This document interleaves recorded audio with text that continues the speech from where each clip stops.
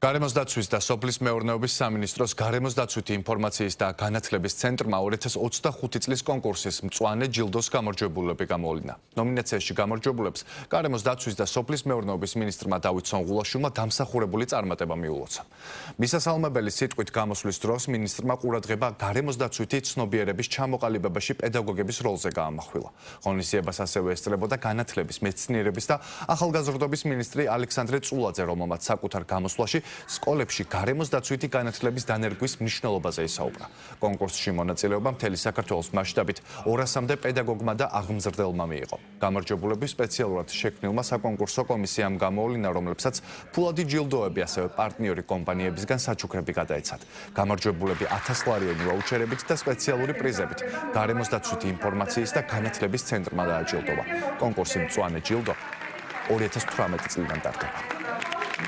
ადამიანის სამოქალაქო პასუხისმგებლობა ადრეული ასაკიდან ყალიბდება, შესაბამისად თითოეული მასწავლებლის როლი, როგორც საბავშვო ბაღების, ასევე სკოლის პერიოდში, როდესაც ყალიბდება სამოქალაქო პასუხისმგებლობა, როდესაც ბავშვებიდან სწავლობენ იმ მნიშვნელობას, როგორც სოფლის მეურნეობის, ასევე გარემოს დაცვის მიმართულებით, ეს განსაკუთრებულად აღნიშნვის ღირსი არის. გარემოს დაცვითი განათლება და ცნობიერების გაზრდა ჩვენი ერთ-ერთი მნიშვნელოვანი პრიორიტეტია ჩვენი სამინისტროსი. ამ მიმართულებით რა თქმა უნდა, მწვანე ჯილდო ერთ-ერთი მნიშვნელოვანი ინიციატივა და რა თქმა უნდა, განათლების სამინისტრო ყოველწლიურად ამ ღონისძიების მხარდაჭერი იქნება. ჩვენი მიზანია, რა თქმა უნდა, საქართველოს აღუზარდოთ და ყავდეს ჯანსაღი ღირსებულებების მქონე ახალი თაობა.